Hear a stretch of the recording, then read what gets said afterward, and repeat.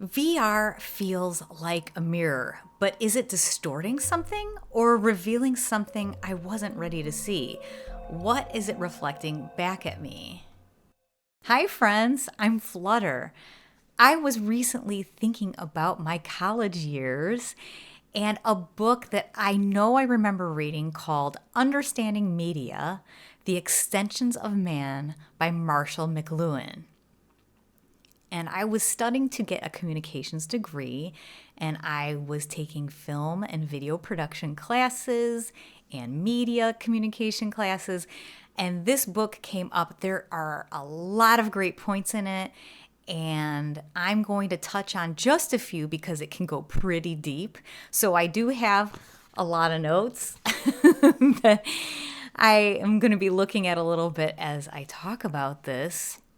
My main premise here is that VR is a mirror, and I'm going to talk about this through the rest of the video and try to show you why I think that. Now, McLuhan argued that every new technology extends a part of ourselves. What that means is like a fork can extend your hand, a wheel extends your foot, so you could travel faster, that kind of thing. And a mirror, I think, extends the eye. But not just that. When you think of VR, it extends a lot of senses, like the whole self, because you're experiencing an entire experience of reality, even though it's in digital form. Does it reveal or distort memory, perception, imagination? Not long ago, someone who played Shadow Mend sent me a video of a real life bar that they were at to let me know, oh, this reminds me of what you captured in Shadow Mend. And I got so excited. It really started to make me think of, what are we doing when we're in VR and creating with VR? It really resonated. It wasn't like it was this spitting image, but it somehow tapped into their reality. And so there's something there, What is VR doing to us when we create with it?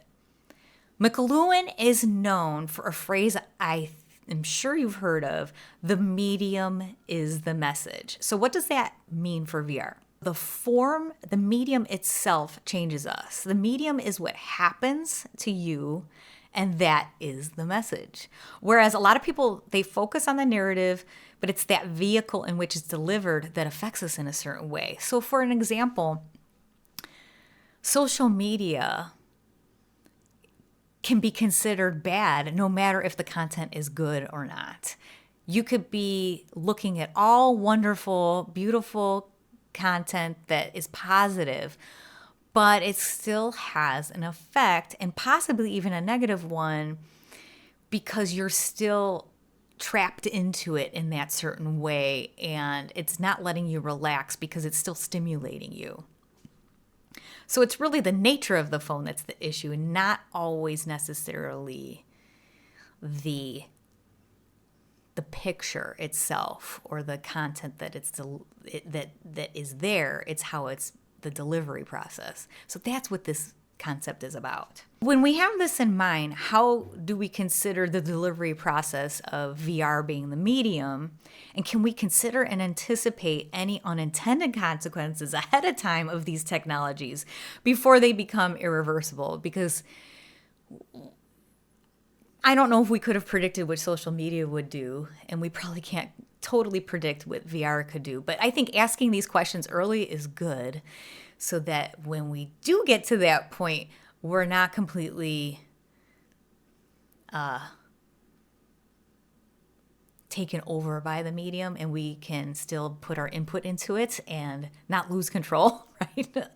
More notes. What McLuhan believed is that every new medium reveals something new, hides something old, retrieves something forgotten, and if pushed too far, reverses into its opposite. That's where, using the tool is negative.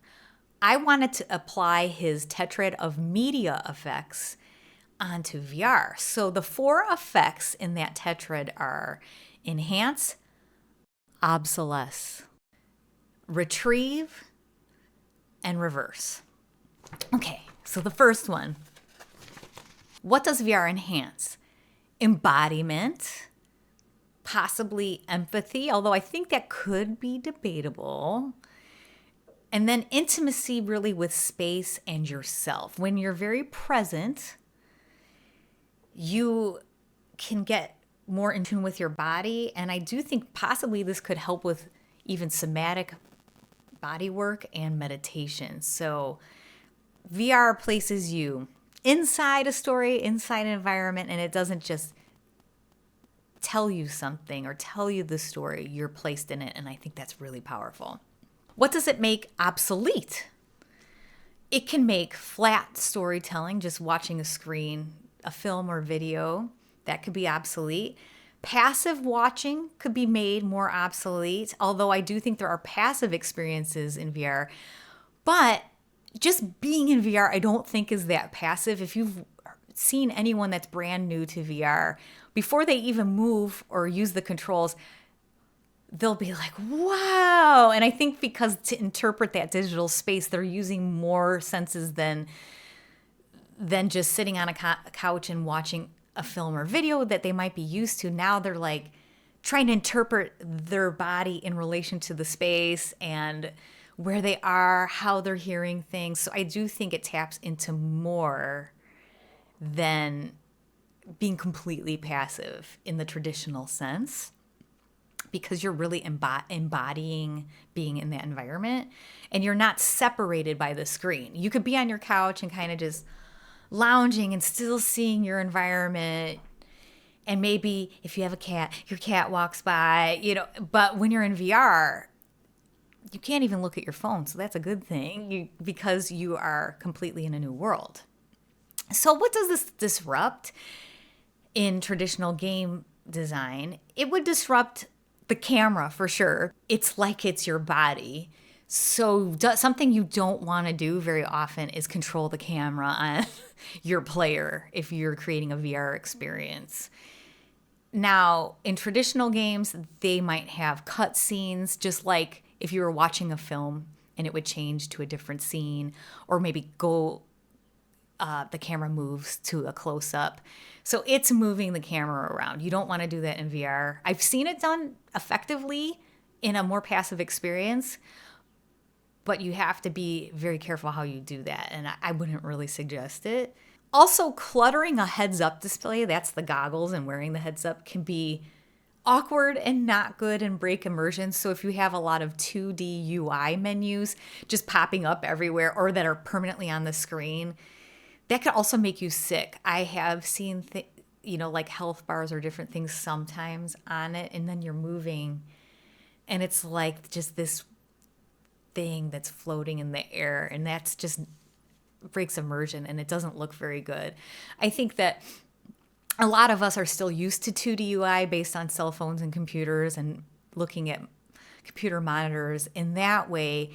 And so drop-down menus and clicking on things are still in VR, but if you could build them more into the environment, I think that makes it a bit better. What does VR retrieve? McLuhan wrote about how new media often retrieves old forms and memory, storytelling, myth. Those are ancient human technologies. So VR is a way to maybe bring those back in a modern or deeply intimate format, especially when we think of presence again. So what I thought it could retrieve is community. That seems to be very popular now, both multiplayer games as well as social VR, because I think that's very human to gather in groups, and that goes for many different years that we've been here, thousands of years, where we gathered in groups and told each other stories, right? And you're not socializing through this screen or this fast-paced, shallow media. You can't look at your phone, like I said, and you're present. You're looking at other people's avatars and they're moving and you're hearing their voice. And so you could create those gatherings, could be a shared meaningful interaction, just like it is when you meet in real life. So there's something that can be brought back there in a different way, but something about gathering with each other and community could be brought back a little bit in this form. Also, I think there's a lot of people that use this to create theater productions. So that's very interesting too for live theater. And just ritual in general, and the ritual of gathering together and maybe even seeing a music performance together and sharing in that memory that you're creating.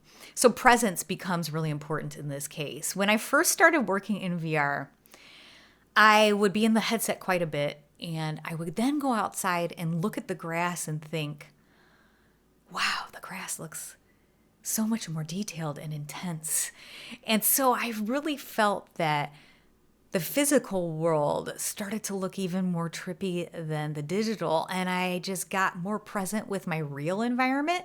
And I think that's a positive thing if it can help you get more present in real life too and appreciate nature after being in VR. I think that's pretty neat. And then another thing it could possibly retrieve is dream logic, or just what dreams are. VR blurs a lot of boundaries of reality and imagination, but you're not asleep, you are awake, but you're in this place where physics and times and logic can shift. And so I feel that spaces don't have to be fully explained in VR, kind of like dreams. And they're more felt than rationalized, and they're more surreal. So there's some dreamlike comparisons there that also could possibly be retrieved. The last one is, what does VR reverse into if it's taken too far? So these are the negative aspects. Isolation, surveillance, manipulation. If it gets too real, it can stop being a reflection and start feeling like a trap, like maybe you want to be in there now all the time because you like it better than real life. That's not good to be isolated in that sense.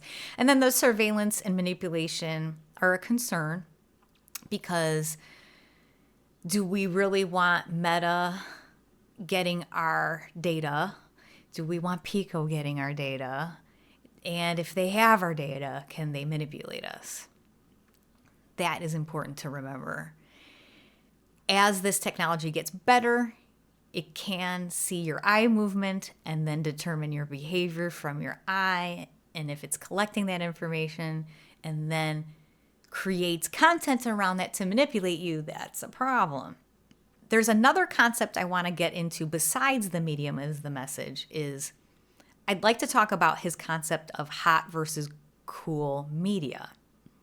Mainly, this is about how much you engage your imagination to complete the experience.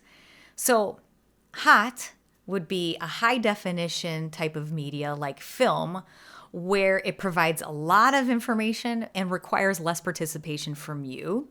A cool media would be low definition, possibly a comic book or a telephone. It gives you less detail, so you need to participate more in order to make sense of it and fill in the gaps.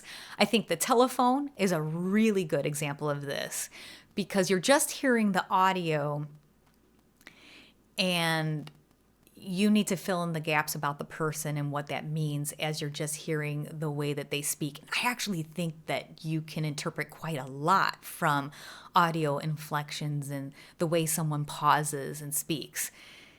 But that is a cool media. And so maybe VR is a cool medium pretending to be hot because it's very immersive and rich and intense and can have a good sense of realism. But ultimately, we still have to fill in the gaps because we can't touch things. And maybe it's low poly and it's not perfectly real. So we do have to fill in still. But VR floods your senses. It surrounds you with sound and space, movement. So it does feel like a hot medium because it is doing a lot of things for you, but your body's immersed fully in there. But your brain is filling in the blanks. So There's no real touch, no real face in front of you. Your mind works overtime to fill in this illusion, just like it does in dreams and in memory. So it's not just stimulating, it is participatory and invites interpretation, introspection. But that's why it feels so personal, and it just doesn't show you a world. It asks you, what kind of world you want to see, and asks you to interpret that world. Returning to my idea of VR as a mirror, another thing I noticed is that when people first get into VR design and development, they often want to create like that spitting image of a real world environment. And I did that too with Shadow Mend. I was thinking of Neo and I wanted to recreate that. And after I did that, it just was so fun to be in there. I wanted to share it with people. If the medium can take us into new worlds, why is it that we instinctively want to recreate our physical world into this digital one? And I'm thinking maybe because it reflects our hopes, our fears, and just how we see ourselves and others, a relatedness. And maybe that's something that person saw when they went to the bar and it made them think of Shadow Mend. It's like, did Shadow Mend make them think of the bar, or did the bar make them think of Shadow Mend? Is art reflecting life, or is life reflecting art? There we go. But we do need to be careful that this doesn't become a distortion. It could distort perception and memory. Like, I don't remember it that way. I could see people going into Shadow Mend being like, that's not what I remember Neo feeling like. And every time we do think of a memory, we put something new on it and we start to not remember it the same. And over time, that memory does start changing. That is something that science has talked about. Could we idealize a situation or be deluded about a situation when we see it in VR a certain way? Sure. You don't want to get to the point where, oh, I like to be in here more, and then you don't want to go into your real world anymore. But also something I was thinking about, another thing I was thinking about is that could it re-traumatize someone or cheapen trauma? Because we'll never know what someone else experienced. But there are some examples of things that I'm a little uncomfortable with creating because I do think they need to be carefully done. One of those is creating exposure therapy and then creating an experience to put a player in someone else's shoes to show them what it was like to be in maybe a difficult situation in life. I don't want to re-traumatize people. So you got to be careful about the exposure therapy, I think. I know that in Walkabout, there's some spiders in the Widow's course, and they tell you, if you want to turn off the spiders, you can. So that's good.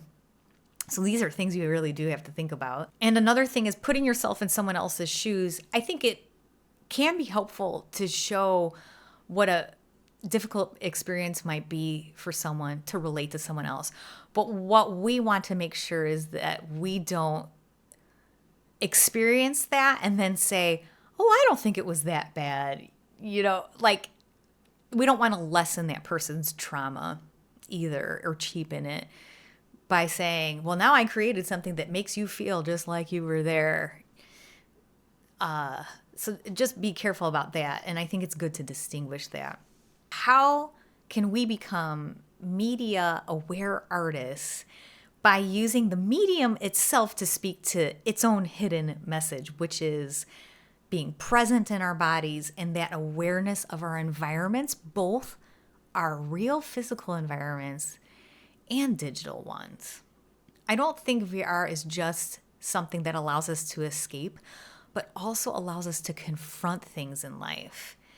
It is a mirror. The question is, are we ready to look and see what's there? That email meant a lot to me because it wasn't just someone enjoying my VR story. It was someone seeing their own life reflected back at them by something that I created.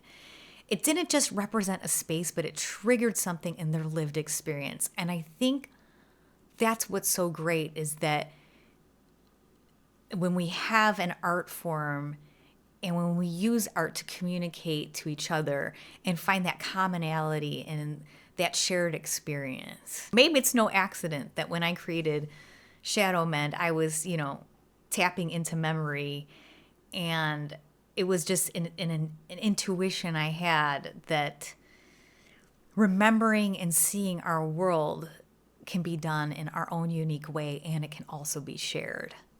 Thanks for watching. If you are creating a VR experience, I would love to see if you're seeing anything in this mirror. Please let me know in the comments below. And until next time, I hope you have fun enjoying real environments and the digital ones. Please also subscribe to my Substack. I will be writing an article about this same subject, just like this video, because I think in written form it'll be nice too. And yeah, follow me there. That's my newsletter. So the Substack is my newsletter.